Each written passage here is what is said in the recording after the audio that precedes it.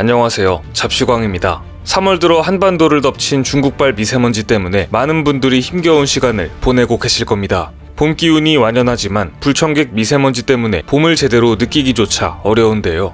희뿌연 미세먼지에 갇힌 도심은 대낮인데도 어두컴컴합니다. 평소 환하게 보였던 산들은 회색 장막에 가려 모습을 감췄습니다. 얼마 전 수도권의 공기질은 2년 만에 가장 나쁜 수준을 보여줬는데요. 이달 11일 한때 서울의 초미세먼지 농도는 세제곱미터당 134 마이크로그램까지 치솟았습니다. 이는 지난 2019년 3월 이후 2년 만에 기록한 가장 나쁜 공기질 수치입니다. 숨막히는 미세먼지는 꽉 막힌 기류에서 찾을 수 있습니다. 한반도 동쪽에 자리한 고기압 장벽이 서쪽에서 동쪽으로 흐르는 공기 흐름을 막고 있습니다. 국외 미세먼지가 유입돼 대부분 서쪽 지역을 중심으로 미세먼지 농도가 나쁨 수준을 기록했는데요.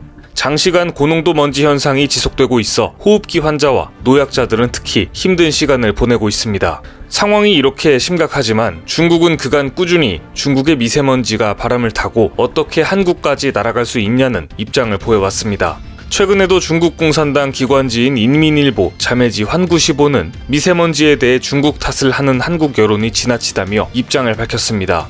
해당 신문은 한국 여론은 충동적이고 너무 쉽게 격분하거나 비장해진다는 특징이 있다면서 한국인의 의식에서 민족주의의 역할이 다른 동아시아 국가들보다 더 크다고 비판했습니다. 미세먼지가 중국에서 날아오는 것은 분명 과학적인 사실인데 이를 외면하고자 한국인의 민족주의까지 억지로 갖다 붙이는 모습이 안쓰럽습니다. 또 미세먼지 사태를 두고 중국의 책임을 부인하고 나섰습니다.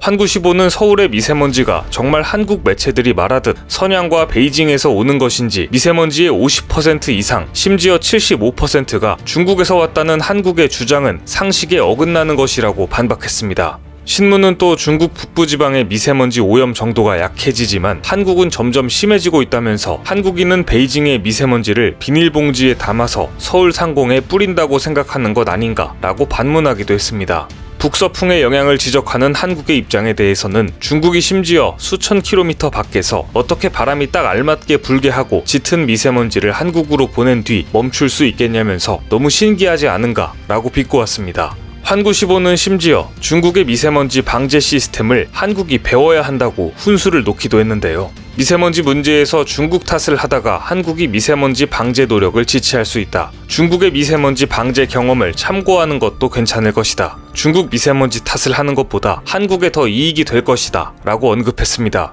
정말이지 적반하장이 따로 없는 모습입니다. 이들의 주장과 다르게 중국의 미세먼지가 한국으로 날아온다는 과학적인 근거는 차고 넘칩니다. 저희도 예전 영상에서 과학적 근거와 사례를 자세히 다룬 적이 있습니다.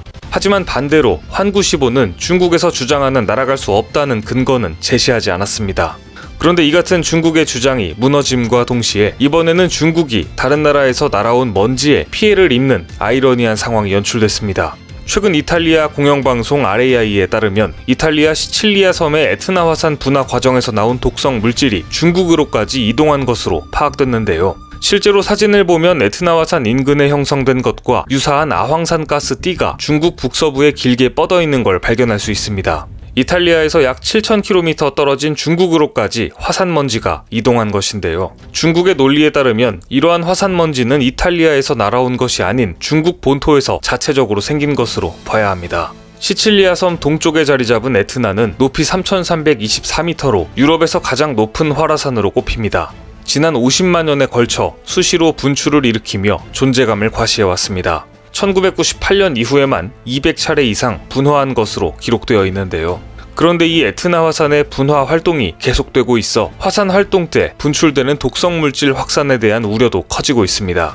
황이 연소할 때 발생하는 아황산 가스는 퀴퀴한 냄새가 나는 무색 기체로 화산의 분화 활동 과정에서 대량 배출되는 유독성 화합물입니다. 대기 오염물질 중에서도 비중이 가장 크며 산성비의 원인 물질로도 잘 알려져 있습니다. 에트나 화산은 지난달 16일 처음 분화 활동을 시작한 이후 지금까지 10차례 용암을 분출했습니다. 지난 7일 오후 10번째 분출에서는 화산재와 용암이 1km 높이까지 치솟았다고 합니다. 지금까지 특별한 인명피해는 보고되지 않았지만 장기간의 분화 활동으로 경제적 손실은 물론 화산 인근의 농작물과 원예, 어업 피해가 현실화되고 있습니다. 화산 분화에 따른 화산재 확산은 생각보다 심각합니다. 얼마 전 발생한 인도네시아 시나붕 화산 분화를 보면 그 위력을 실감할 수 있는데요. 안타라 통신에 따르면 지난 2일 인도네시아 수마트라 섬 북부 시나붕 화산이 10여 차례 분화해 화산재와 뜨거운 구름 기둥이 최고 5km 높이까지 치솟았습니다. 다행스럽게 인명피해는 보고되지 않았지만 화산재가 인근 17개 마을을 뒤덮어 대낮임에도 깜깜한 밤과 같은 상황이 연출됐습니다. 당시 수마트라 지역 주민들은 시나붕산이 화산 분출물을 하늘에 보내고 근처 마을에 화산재를 쌓으면서 2600m의 화산이 폭발했다고 목격담을 공개했습니다. 해발 2460m의 시나붕 화산은 인도네시아에 있는 120여 개 활화산 중 하나입니다. 1600년 처음 분출한 뒤 400여 년간 잠들어 있다가 2010년부터 다시 폭발하기 시작했습니다.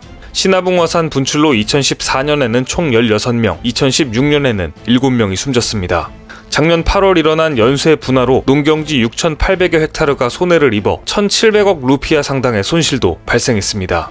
뿐만 아니라 화산 분화 과정에서 내뿜는 유독성 물질로 인근 주민들은 극심한 고통을 당했습니다.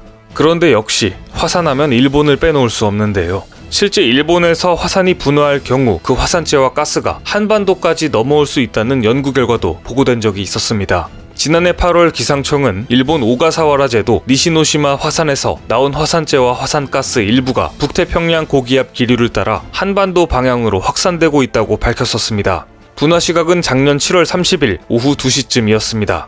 분연주의 높이는 5,500m였는데요. 분연주는 화산 분화 때 화산재, 화산가스가 기둥 형태를 이루는 것을 말합니다. 오가사와라 제도는 일본 도쿄도에서 남쪽으로 약 1000km 떨어진 곳에 있는 곳으로 약 30여 개의 섬으로 구성되어 있습니다. 기상청에 따르면 이 화산은 작년 6월 중순 이후 지속적으로 분화해 작년 7월 말 분화한 화산재와 연무가 일본 큐슈 남쪽 부근까지 확산됐었습니다.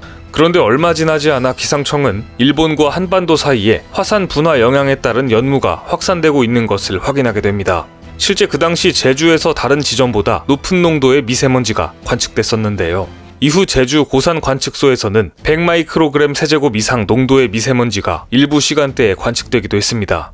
한반도가 화산재에 직접적인 영향 범위에 들지 않았더라도 그 여파가 있었던 것은 분명해 보입니다. 따라서 한반도가 완벽한 화산 안전지대라고 안심할 수만은 없는 상황인 것 같습니다. 또한 한반도에는 백두산 분화의 가능성이 있기 때문에 화산 폭발에 대한 대비는 분명 필요합니다. 그런데 주요 활화산 보유국이자 화산 연구의 선진국으로 불리는 이탈리아가 최근 한국과 백두산 분화 관련 연구를 같이 진행하기로 발표했습니다. 과학기술정보통신부는 최근 이탈리아 외교국제협력부와 과학기술공동위원회를 화상으로 열고 양국의 협력 방안에 관해 머리를 맞댔습니다. 이를 계기로 한국지질자원연구원과 이탈리아 국립지구물리화산연구소는 백두사 분화와 같은 재난에 대비하는 화산 연구 등 협력 방안을 논의했다고 합니다. 이탈리아는 세계 주요 활화산 보유국으로 국립지구물리화산연구소는 활화산 연구와 관련된 풍부한 현장 경험과 연구 역량을 보유하고 있는 곳입니다.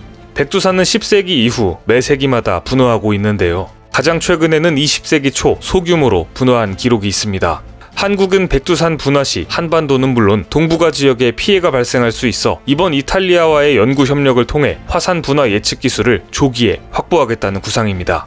미세먼지와 화산가스를 뿜어대는 중국과 일본의 양옆에 끼어서 고군분투하고 있는 한반도가 안쓰럽게까지 느껴지는데요. 이탈리아와의 협업을 계기로 미세먼지와 화산 걱정 없는 한반도가 되었으면 좋겠다는 생각이 듭니다. 오늘 준비한 소식은 여기까지입니다. 댓글을 통한 여러분들의 많은 의견 기다리겠습니다. 많은 분들의 생각이 모였을 때 진정 가치 있는 지식이 완성될 것입니다. 시청해주셔서 감사합니다.